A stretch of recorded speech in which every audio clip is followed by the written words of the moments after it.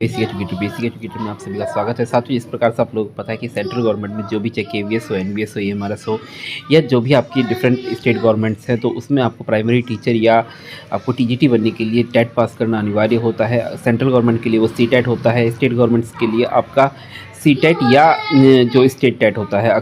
कुछ स्टेट्स में सीटेट और स्टेट टेट को एट पार रखा जाता है, जैसे कि यूपी में।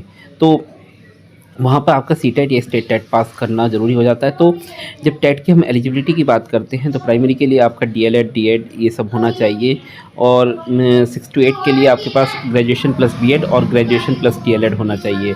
तो इस प्रकार से आपकी ये दोनों एलिजिबिलिटी होती है। तो एलिजिबिलिटी में एक चीज़ होता है कि ये जो कोर्सेज़ हैं आप या तो अपीयरिंग होनी चाहिए या आपका पास होना चाहिए। तो जो पास्ट है उसमें तो कोई कन्फ्यूज़न है ही नहीं, बट जो कैंडिडेट्स अपीयरिंग है, तो अपीयरिंग वर्ड अपने आप में एक बहुत ही एलेबोरेटेड वर्ड है जिसमें कि बहुत सारी चीज़ें कंसीडर की जा सकती हैं। तो इस अपीयरिंग वर्ड को लेकर काफ़ी सारे साथियों में कन्फ्यूज़न होता है, और बहुत सारे साथी कंफ्यूज रहते हैं कि क्या मेरा सीटेट वैलिड है या नहीं है। तो ये सबसे बड़ा सवाल होता है जो कैंडिडेट्स होते हैं कि उनका सीटेट सर्टिफिकेट वैलिड है या नहीं है, या मैं कब सीटेट पास करना चाहिए मुझे कोर्स के दौरान, उसके बाद मेरा सीटेट जो है वो कंसीडर किया जाएगा वैलिड। तो इसमें साथियों मैं आपको एक चीज़ क्लियर बता देता हूँ कि ये सीटेट में जो अपीयरिंग वर्ड है या टेट में जो अपीयरिंग वर्ड है, इसमें काफ़ी समय तक जो है मतभेद की स्थिति बनी हुई थी, और 2019 में लोग कोर्ट में पहुँचे। उत्तर प्रदेश के भी इसमें एक मामला था, तो बहुत सारे लोग कोर्ट में पहुँचे और अपीयरिंग जो वर्ड है इसको परिभाषित करने के लिए सुप्रीम कोर्ट को बोला गया। तो सुप्रीम कोर्ट ने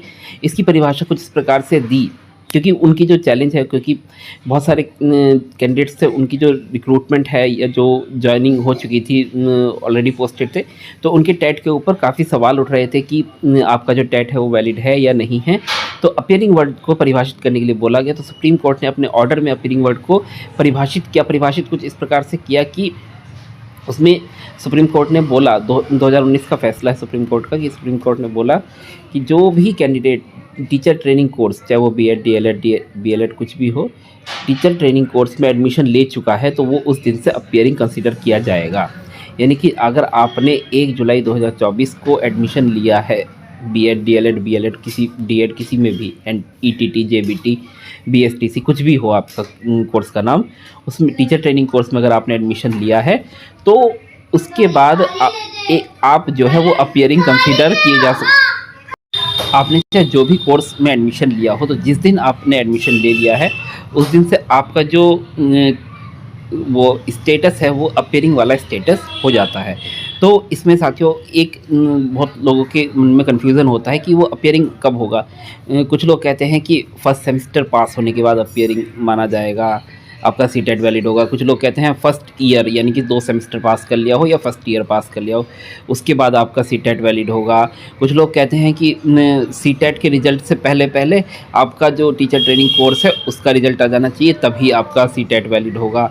तो इसमें ये 2-3 तरीके के कन्फ्यूज़न होते हैं। तो सीधी सी बात इसमें ये है, सुप्रीम कोर्ट ने डायरेक्टली बोल दिया कि आप अगर टीचर ट्रेनिंग कोर्स में एडमिशन ले चुके हैं तो उस दिन से आप अपीयरिंग में माने जाएंगे, और उस दिन से आप सीटेट में अपीयर हो सकते हैं। आप सीटेट को पास करेंगे तो आपका सर्टिफिकेट वो वैलिड माना जाएगा। उसमें कोई ज़रूरी नहीं है कि आपने फर्स्ट ईयर पास कर लिया हो, फर्स्ट सेमेस्टर के एग्ज़ाम दे लिए हो, कोई ज़रूरी नहीं। आपने अपने टीचर ट्रेनिंग कोर्स का अभी तक एक भी एग्ज़ाम नहीं दिया, फर्स्ट सेमेस्टर का भी एग्ज़ाम नहीं दिया, अगर आप सीटेट में अपीयर होकर सीटेट पास हो जाते हैं तो आपका जो सर्टिफिकेट है सीटेट है वो वैलिड होगा।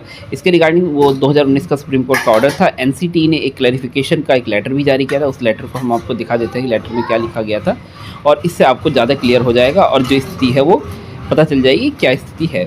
तो इसकी रिगार्डिंग काफ़ी क्वेरीज आती है, क्योंकि नवोदय, एमआरएस और केवीएस की रिक्रूटमेंट के दौरान भी मेरे पास काफ़ी सारी क्वेरीज आई थी कि सर हमारा सीटेट जो है वो वैलिड है या नहीं है, हमें कोई प्रॉब्लम तो नहीं होगी डीवी के दौरान।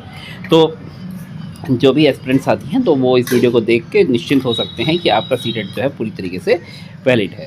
साथियों इस प्रकार से ये एनसीटी का लेटर है, देखिए 4 अगस्त 2022 का, ये जो है दिल्ली गवर्नमेंट के ऑफिशियल को लिखा गया है लेटर। और किसके रिगार्डिंग है ये? Clarification regarding eligibility for appearing in CTET. तो ये हो सकता है दिल्ली गवर्नमेंट के जो आपको पता है उसमें भी सीटेट मांगा जाता है टीजीटी और पीआरटी वगैरह में।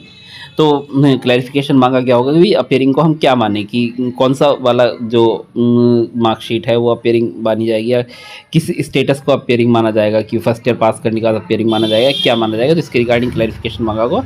तो एनसीटी ने ये क्लियर कर दिया है इस लेटर के माध्यम से कि आपका जो वो है अपीयरिंग का स्टेटस है वो क्या होने वाला है। तो सबसे पहले मैं आपको लेटर पढ़ के बता देता हूँ।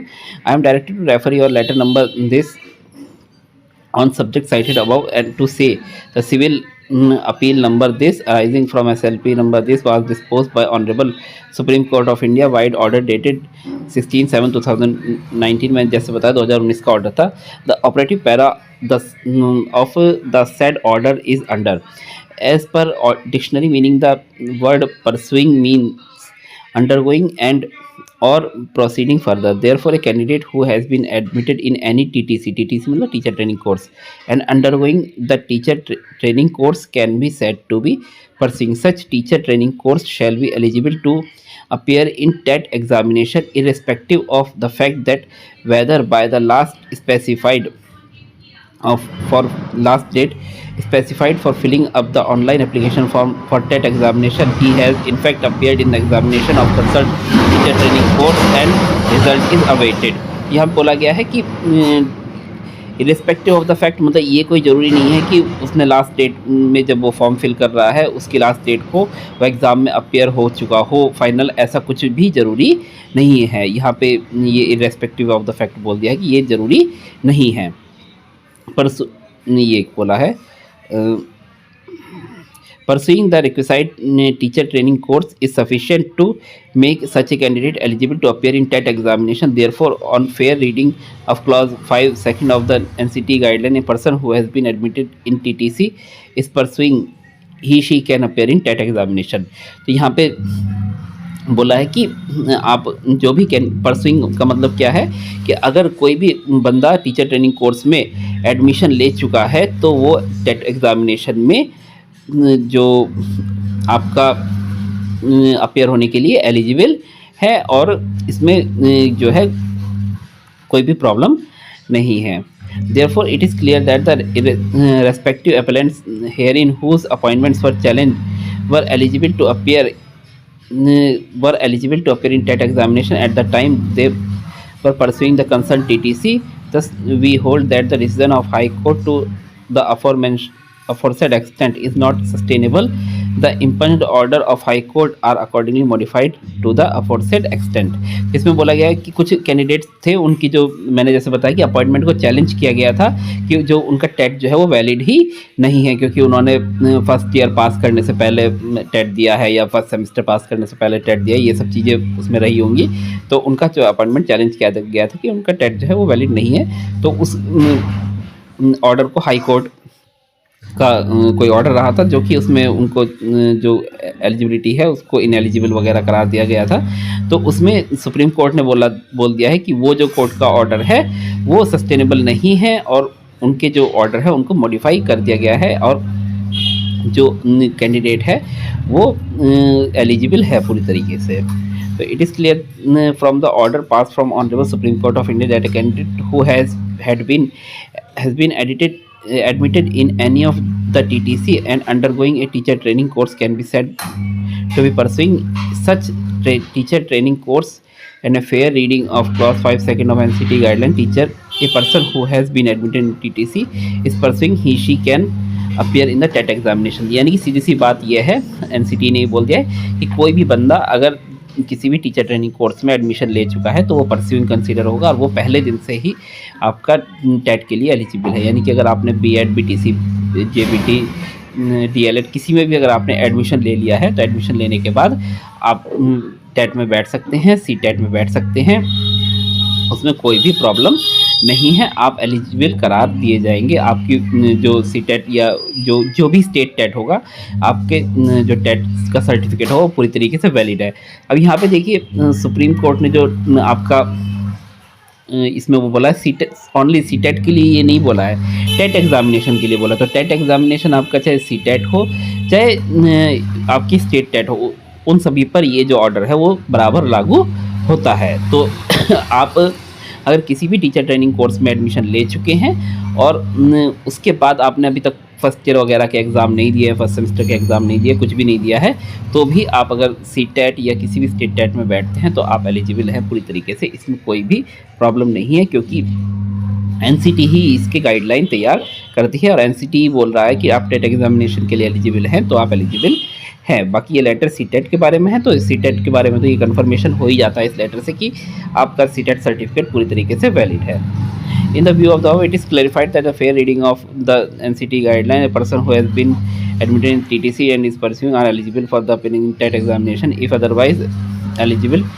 मतलब कोई भी बंदा अगर किसी भी टीचर ट्रेनिंग कोर्स में एडमिशन ले चुका है तो वो टेट के लिए एलिजिबल है, अगर वो बाकी सारी शर्तें पूरी करता हो। तो इस प्रकार से आपका, अगर आपको अभी तक कोई भी कन्फ्यूज़न था अपना सीटेट के सर्टिफिकेट को लेकर, अपनी एलिजिबिलिटी को लेकर, उसके वैलिडिटी को लेकर, तो आप लोग समझ लीजिए कि आपका सीटेट का सर्टिफिकेट पूरी तरीके से वैलिड है अगर आपने टीचर ट्रेनिंग कोर्स में एडमिशन लेने के बाद उसमें सीटेट में या किसी भी स्टेट टेट में आप अपीयर हुए हैं। स्टेट टेट्स के बारे में मैं आपको बोल देना चाहता हूँ कि देखिए, सुप्रीम कोर्ट का ऑर्डर है तो सभी स्टेट्स पर बराबरी लागू होगा, तो पर कुछ स्टेट जो हैं वो उसको बाईपास करने के लिए नए नए तरीके अपना लेते हैं, तो वो अलग मैटर है। तो अपना स्टेट टेट के बारे में आप लोग थोड़ा सा और भी RTI वगैरह लगा कर क्लियर कर सकते हैं। बाकी सीटेट के बारे में ये 100% वैलिड है, कोई प्रॉब्लम नहीं है। जो यूपी के लोग हैं, यूपी जो गवर्नमेंट है वो पूरी तरीके से NCT की गाइडलाइन को सेम उसी स्पिरिट में फॉलो करती है जैसे कि आपके सीटेट के स्पिरिट में होता है। तो यूपी टेट वाले जो साथी हैं उनका भी सर्टिफिकेट, अगर आपने BTC या DLED या B.Ed में फर्स्ट सेमेस्टर या फर्स्ट ईयर के एग्ज़ाम से पहले पास किया है तो भी आपका सर्टिफिकेट वैलिड होगा, चाहे वो यूपी टेट हो चाहे वो सीटेट हो। स्टेट टेट वाले भी वैलिड होंगे, बट आप लोग फिर भी एक बार अपने स्टेट टेट जो भी बोर्ड कराता है उसमें RTI वगैरह लगाकर क्लियर कर सकते हैं। धन्यवाद, thank you, thanks for being with basic educator.